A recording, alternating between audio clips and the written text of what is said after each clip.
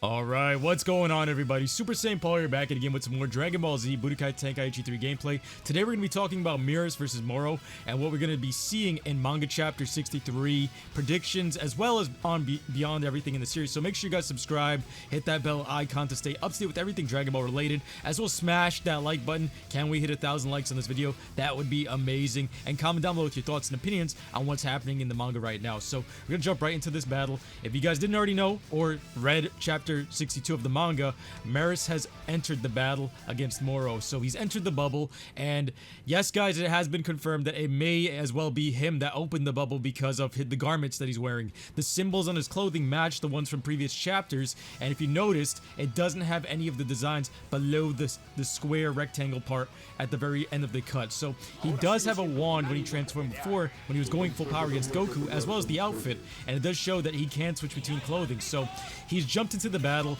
and he's trying to get Dende right now to go and save the Z Fighters. So he purposely powered down, if it is him 100%, that he purposely powered down to go and fight Moro here, so this way he's not breaking the angel code. However, he's imbuing his energy into some of the shots, and Moro's starting to catch on. So what we're going to be seeing here is how far can Moro push him while he's holding back, because this form of Moro has wiped the floor with basically the Universe 7 MVPs, because they were the MVPs during the Tournament of Power. All of them got smoked easily with barely any damage remaining on Moro, if anything at all, and everything that did hit him did seem like it was child's play. So how far is Moro going to push him? And there is the possibility of Moro putting the hand on the back of his neck and absorbing him. We do know that this particular angel can be erased if he does end up going full power, so will he end up doing that and facing the consequences for siding with the side of good and showing very, very serious bias and helping them out? So it's going to be very interesting to see if Meros does unlock some new abilities in the fight, or show us some new abilities, showcasing some new abilities such as full powered angel, if anything. Ultra instinct is always on the table, and seeing all of these concepts come to fruition against Moro, and if this is going to push Moro into a new form. Imagine if he actually absorbed Meros and this became the endgame boss of this particular arc, because, I mean, if you think about it right now, he's overpowered. Moro is extremely overpowered, and the only thing I think that could match him is an angel or a destroyer, but with Meros jumping into the field here, he has the most build-up right now as for what may go down here. So if he does end up absorbing Meros, how strong do you think Goku and Vegeta are going to have to be in order to take out Moro? Or if anything, what are they going to pull to defeat this guy? Because right now they're already pushing it by pulling an angel out of nowhere to basically take him on. And we also had Beerus as like a far end of the spectrum type of thing, as well as Whis. Like, not really him jumping in directly, but them helping out in some way, shape, or form if their lives are threatened. Because remember that Moro is an enemy of the Kais, and if the Supreme Kai is at risk, eventually down the line, right now he's not directly at risk, but eventually down the line, it's going to catch up to Beerus, and we know this for a fact. That's why we gotta see how this is gonna play out. But anyway, I think that this is going to be just a big stall tactic from Meros, because he has to get Dende to revive them, and we know that Moro's saving them for them to be consumed. But imagine he does find out that Meros is the stronger one in this bubble. He's going to probably go straight for him and try to absorb him, but how far in terms of power will that be? Because that kind of reminds me of what basically happened in the Goku Black arc, where they made the fusion way too powerful, and they had to basically red button Xeno that. So how are they going to finish this off in an appropriate manner without pulling something like that, where everyone is going to be saying that it's anticlimactic? We did all basically as a community come to a consensus that it was an amazing arc. However, that red button stuff doesn't really fly because it feels so rushed, and it really leaves a bad taste in our mouths. Compared to the Tournament of Power, they did improve, but it's just something that we have to take into consideration that they still may end up doing if they can't figure out how to end this. So will he figure out that this is oh wow, I'm waiting for this attack here, if he actually is an angel, or is he gonna go and actually get the absorption on him? Because that would be very, very interesting to see where it would take our heroes. But right now we do know that Gogeta isn't on the table, Vegito isn't on the table, because they specifically mentioned that he may or may not have the ability from Vegeta, most likely will, to dissolve the fusion. So right now it's between these things that are all into play, and what I want to see honestly in chapter 63 is him basically show like verges of him going full power. Even if he doesn't end up doing it, show us verges of him switching into the full power outfit. Like you might see the ring appear around his neck, and that may be the thing that gives off the tip to Moro that, yo, this is an angel, you need to absorb him now. But at least the limitations that Moro has put into place doesn't necessarily affect him, because he can even open up the bubble and stuff like that. So, I mean, the fact that he entered the bubble has to raise suspicion, and it already kind of is raising suspicion against him. And knowing that, will he end up giving it away super fast? Will Moro catch on super quick to this?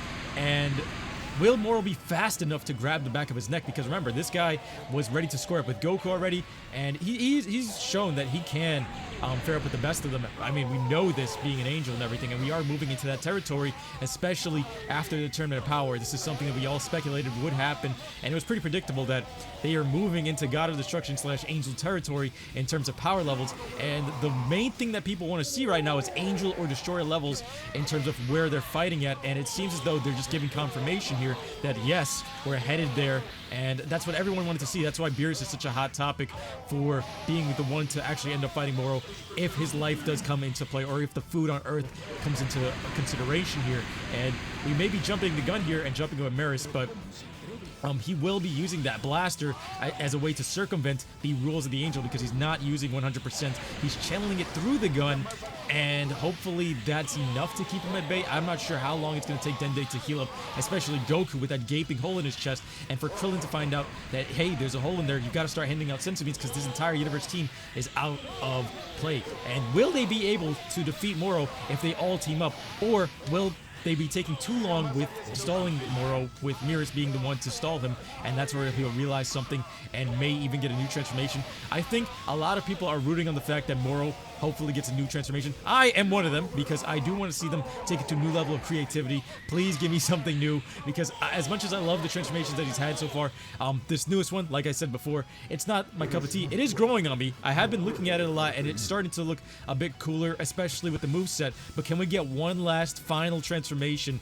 where it kind of just really spins it on its head and makes it seem like it's just much more epic than what it already is? More, maybe a fusion of both, because even with this merged Zamasu form right here, I would have preferred he had Goku's skin color over this form to make it more devious as a god that is a godlike figure that still looks like a human. Do you know what I'm saying?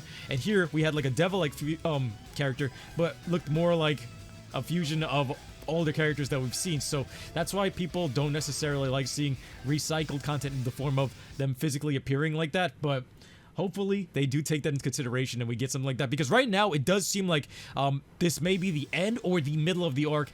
Most likely I would say the middle, because Goku and Vegeta and the entire team was wiped with such ease.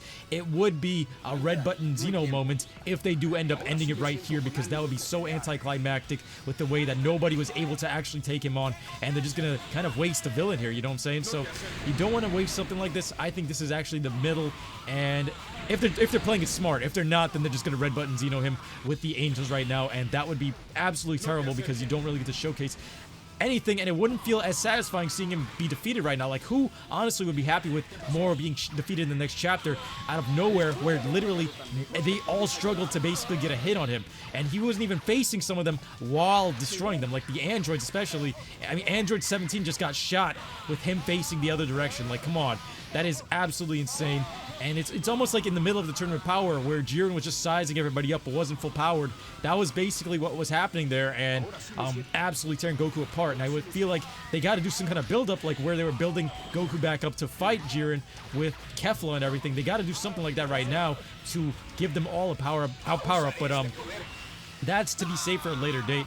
Right now, Merus is the hot topic, and I just want to see him get pushed to some sort of borderline extent of where he's going to be revealing the thing. And I'm pretty more than certain, I'm sure that Moro is going to eventually catch on, and we're going to see some very cool things. I'm really interested to see the moment he realizes, and if he's going to give it away, or if he's going to actually get the absorption off on him, if anything, because that would be absolutely bonkers to see him be this strong, absorb him, or absorb an angel, and then take it to an even further level where everyone is already in a different league than he is, and in a bad way especially. So that would be really cool to see what they may have to pull out there, and if they're gonna have to push their own red button, please let it not be Xeno. Please let it be something training wise, or something, a new power that we haven't seen yet. And yeah, it would be pretty epic. So let me know what you guys think. Who do you guys think is going to be the next one to fight Moro afterwards? Do you think this is the middle of the arc? Do you see Merus actually going full power and risking being destroyed? Because the reason why I don't believe he will go full power and be destroyed, or actually be destroyed at all, is because he's just kind of been introduced to the series, and he's about to be fodderized if they do that, and he's a really interesting character, and I think that would be a big toss-up to just get rid of him. I mean, I know it's the Galactic Patrol arc, but then he's a big part of the Patrol right now when they'd be taking that out. I feel like, if anything, that should be a little later on in the series if he ends up dying or something like that. But right now, I mean, he still seems like too fresh of a character and way too mysterious, if anything, for us to just get rid of. You know what I'm saying? I feel like every other angel got a better spotlight than he did. So hopefully he gets his justice, and hopefully in Chapter 63 and onwards, we see exactly what we've been predicting all along. So let me know what you guys think in the comment section below. Make sure you guys smash that like button. Make sure you guys subscribe. Hit that bell icon to stay up to date with everything Dragon Ball related. And yeah, like I said, I will be reading all of your comments to see exactly what you guys think about this. So make sure you guys comment down below. And yeah, this has been Super St. Paul, and I'm about to sign out. Peace.